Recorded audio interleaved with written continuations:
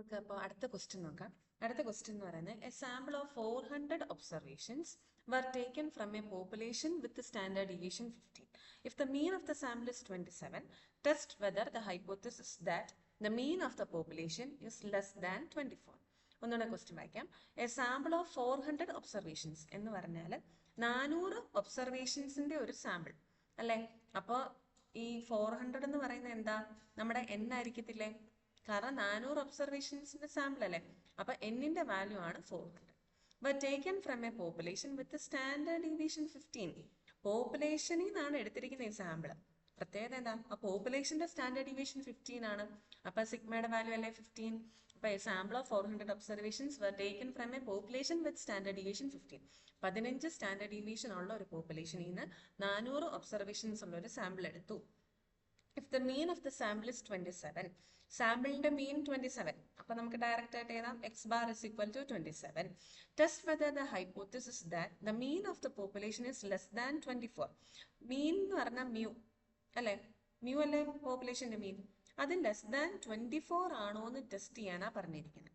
അപ്പോൾ mu less than 24, അതായത് mu less than mu not എന്ന് പറയുന്ന h1 ആണ് ഇവിടെ വന്നിരിക്കുന്നത് അല്ലേ. എന്തുകൊണ്ടാണ് അത് എച്ച് നോട്ട് ആയിട്ട് എഴുതാതെ, നമ്മുടെ എച്ച് നോട്ട് എപ്പോഴും mu is equal to mu naught എന്നുള്ള ഫോമിലാണ് ഇരിക്കുന്നത്. സോ ഇവിടെ നമുക്കപ്പോൾ എന്ത് എച്ച് നോട്ട് ആയിട്ട് എഴുതാം, H naught mu is equal to 24. മ്യൂവിന്റെ വാല്യൂ ഒന്നെങ്കിൽ 24 ആയിരിക്കും, അല്ലെങ്കിൽ എഗൻസ്റ്റ്, അല്ലെങ്കിൽ h1 മ്യൂ ലെസ് ദാൻ 24 ആയിരിക്കും. എന്തുകൊണ്ടാണ് h1 ലെസ് ദാൻ 24 വന്ന ക്വസ്റ്റിന് ചോദിച്ചിട്ടുണ്ട്. ക്വസ്റ്റിന് ചോദിച്ചിരിക്കുന്ന ഇതാണ്, mean of the population less than 24 ആണോ എന്ന്. അപ്പൊ h1 എന്ന് പറയുന്നത് മ്യൂ ലെസ് ദാൻ 24 എന്നാണ്. അപ്പൊ h0 എന്തായിരിക്കും, മ്യൂവിന്റെ വാല്യൂ 24 എന്ന് പറഞ്ഞ് വരുന്നതായിരിക്കും. ഇവിടെ പറഞ്ഞിട്ടുണ്ട് ആൽഫയുടെ വാല്യൂ 0.05 ആണ്. അപ്പൊ എങ്ങനെ എഴുതുന്നത് നോക്കാം. ആദ്യമേ നമ്മൾ ഗിവൺ ആയിട്ടുള്ള സാധനങ്ങൾ എഴുതാം. എന്തൊക്കെയാണ് ക്വസ്റ്റ്യൻ തന്നിരിക്കുന്നത്. n is equal to 400 എന്ന് തന്നിട്ടുണ്ട്, സിഗ്മയുടെ വാല്യൂ 15 ആണ് തന്നിട്ടുണ്ട്, x bar 27 ആണ് തന്നിട്ടുണ്ട്. We have to test h0 mu is equal to 24 against h1 mu less than 24. ഇതാണ് ടെസ്റ്റ് ചെയ്യേണ്ടത്. ടെസ്റ്റ് സ്റ്റാറ്റിസ്റ്റിക് ഏതാ, X bar minus mu naught divided by sigma by root n. ഈ കേസിൽ എപ്പോഴും ഇത് തന്നെയായിരിക്കും നമ്മുടെ ടെസ്റ്റ് സ്റ്റാറ്റിസ്റ്റിക്. അപ്പൊ X bar 27 minus mu naught divided by 15 by root 400, answer 4 എന്ന് വരും. ഹിയർ h1 എന്ന് പറയുന്ന മ്യൂ ലെസ് ദാൻ മ്യൂ നോട്ടാണ്. അപ്പൊ അതിന് കറസ്പോണ്ടിങ് ആയിട്ട് ക്രിട്ടിക്കൽ റീജിയൻ ഏതാണ്, T less than minus T alpha, അല്ലെങ്കിൽ നമുക്ക് ഇസഡിന്റെ ടേംസിൽ നമ്മൾ പറയുന്നതുകൊണ്ട് വേണമെങ്കിൽ T less than minus Z alpha എന്ന് എഴുതാം. കാരണം ഇസഡിന്റെ ടേബിളിൽ നോക്കണം എന്ന് ഉള്ള ഉദ്ദേശത്തിൽ വേണമെങ്കിൽ അങ്ങനെ പറയാം. ഓക്കെ, അപ്പൊ നമ്മൾ T less than minus Z alpha എന്ന് എഴുതി. ഇനി നോക്കിയാൽ ആൽഫയുടെ വാല്യൂ 0.05 ആണ് തന്നിട്ടുണ്ട് ആണല്ലോ. ടിയുടെ വാല്യൂ എത്രയാണ്, 4 ആണ്. ആൽഫയുടെ വാല്യൂ 0.05 ആണ്. ഇവിടെ നമുക്ക് ആൽഫ ബൈ 2 കണ്ടുപിടിക്കേണ്ട ആവശ്യമില്ല. എന്തുകൊണ്ടാണ്, ഇത് വൺ ടെയിൽഡ് ടെസ്റ്റ് ആണ് കേട്ടോ. വൺ ടെയിൽഡ് ടെസ്റ്റ് ആണ്. എന്തുകൊണ്ടാണ് ഇത് വൺ ടെയിൽഡ് ആണെന്ന് മനസ്സിലായത്, മ്യൂ ലെസ് ദാൻ 24 എന്നുള്ളതാണ് നമ്മുടെ h1 അല്ലേ. അതായത് മ്യൂവിന്റെ വാല്യൂ 24 താഴെയാണെന്നാണ് നോക്കുന്നത്. അപ്പോൾ ഇത് വൺ ടെയിൽ ടെസ്റ്റ് ആണ്. ഇനി ആൽഫയുടെ വാല്യൂ അല്ലേ 1.05. അപ്പോൾ നമ്മൾ ഇതാണ് നമ്മുടെ ഇസഡ് ആൽഫ, ഇങ്ങോട്ടുള്ള റീജിയൻ ആണ് 0.05. അങ്ങനെയാണെങ്കിൽ ഈ ഓർഡിനേറ്റ് ഇസഡ് ആൽഫ എങ്ങനെ കണ്ടുപിടിക്കും, ഫുള്ള്, അതായത് ഒരു ഹാഫ് 0 തൊട്ട് ഇങ്ങേ അറ്റം വരെ എത്രയാണെന്ന് നമുക്കറിയാം, 0.5 ആണെന്നറിയാം. 0.5 0.05 മൈനസ് ചെയ്യുമ്പോൾ ഈ റീജിയൻ കിട്ടും. അത് എത്രയാ, 0.45. അപ്പൊ 0.45 ഏരിയ വരുന്ന, അല്ല 0.45 പ്രോബബിലിറ്റി നടുക്ക് വരുന്ന ഏത് ഓർഡിനേറ്റിന് കറസ്പോണ്ടിങ് ആയിട്ടാണ്, ഇസഡ് ആൽഫയുടെ വാല്യൂ 1.65 കറസ്പോണ്ടിങ് ആയിട്ടാണ് ആ ഓർഡിനേറ്റ് വരുന്നത് ആണല്ലോ. അപ്പോൾ നമ്മുടെ ഇസഡ് ആൽഫ എന്ന് പറയുന്നത് 1.65 ആണ്. ഇനി നമ്മുടെ C R T less than minus Z alpha എന്താണ്, ടിയുടെ വാല്യൂ 4 ആണ്, ലെസ് ദാൻ ഈ മൈനസ് ടു ഇസഡ് ആൽഫ നമുക്ക് കിട്ടിയത് 1.65 എന്നാണ്. 4 ആണോ മൈനസ് 1.65 ആണോ വലുത്, 4 അല്ലേ വലുത്. ഇവിടെ നമ്മൾ സി ആറിൽ സബ്സ്റ്റിറ്റ്യൂട്ട് ചെയ്യുന്നപ്പോൾ നമുക്ക് കിട്ടിയത് 4 ലെസ് ദാൻ മൈനസ് 1.65 ആയിരുന്നു. ഈ കണ്ടീഷൻ ശരിയാണോ, അല്ല, കാരണം 4 ആണ് വലുത്. അതുകൊണ്ട് ഈ കണ്ടീഷൻ തെറ്റാണ്. അതായത് സി ആർ ഫോൾസ് എന്ന് വന്നു, സി ആറിന്റെ കണ്ടീഷൻ തെറ്റാണ്. സി ആർ ഫോൾസ് ആകുമ്പോൾ എന്ത് ചെയ്യാനാ നമ്മളോട് പറഞ്ഞത്, അക്സെപ്റ്റ് h0 എന്നല്ലേ പറഞ്ഞേ.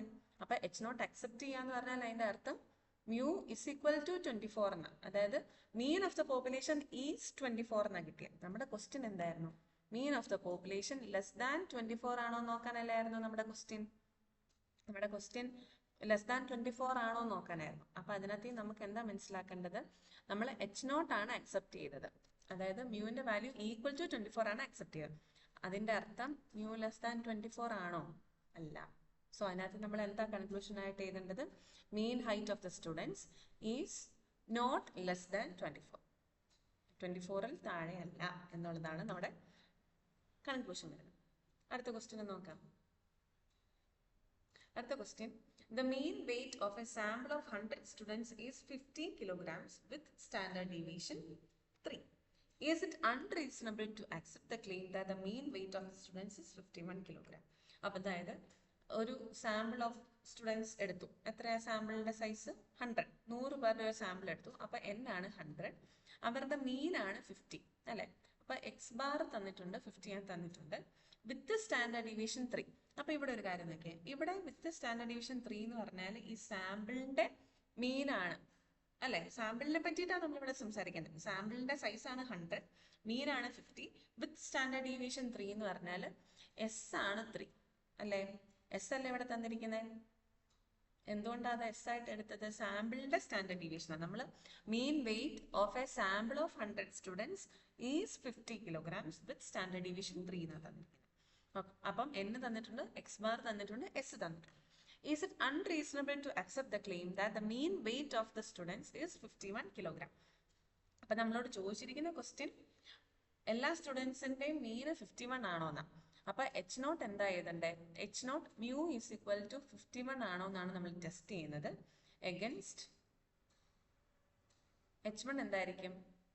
ഇവിടെ ലെസ് ആണോന്നോ ഗ്രേറ്റർ ആണോന്നൊന്നും അല്ലല്ലോ ചോദിച്ചിരിക്കുന്നത്. മ്യൂവിന്റെ വാല്യൂ 51 ആണോ എന്നാ ചോദിച്ചിരിക്കുന്നത്. അപ്പൊ H1 എന്തായിരിക്കും? മ്യൂവിന്റെ വാല്യൂ 51 അല്ല, അതായത് 2 tailed ടെസ്റ്റ് ആണ് അല്ലെ. നമ്മളോട് ചോദിച്ചിരിക്കുന്ന ക്വസ്റ്റ്യൻ, നമ്മളുടെ ക്ലെയിം, നമ്മൾ പറയുന്ന സംഭവം ഇതാണ്. ഏതാ? Mean weight of all students is 51. അതായത് മീൻ 51 ആണോ എന്ന് ടെസ്റ്റ് ചെയ്യാനാണ് പറഞ്ഞിരിക്കുന്നത്.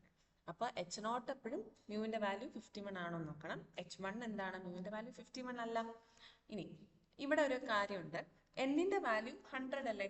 അതായത് അതിന്റെ അർത്ഥം n എന്ന് പറയുന്നത് ഇത് ലാർജ് സാമ്പിളാണ് അല്ലെ. ലാർജ് സാമ്പിൾ ആണ് വന്നിരിക്കുന്നത്.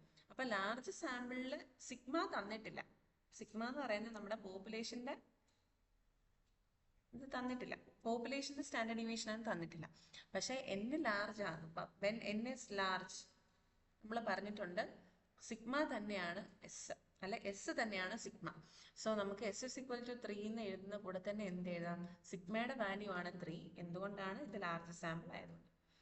സോ നമുക്ക് ഗിവൺ ആയിട്ടുള്ള നമ്മൾ ക്വസ്റ്റിന് തന്നിരിക്കുന്ന കാര്യങ്ങളൊക്കെ എഴുതി. എന്നിന്റെ വാല്യൂ 100, എസ് 3 ആണ്, സിഗ്മ അൺനോൺ ആണ്, എക്സ് ബാർ 50. നമ്മൾ ടെസ്റ്റ് ചെയ്യുന്നത് H0 mu is equal to 51 against H1 mu not equal to 51 ആണ്.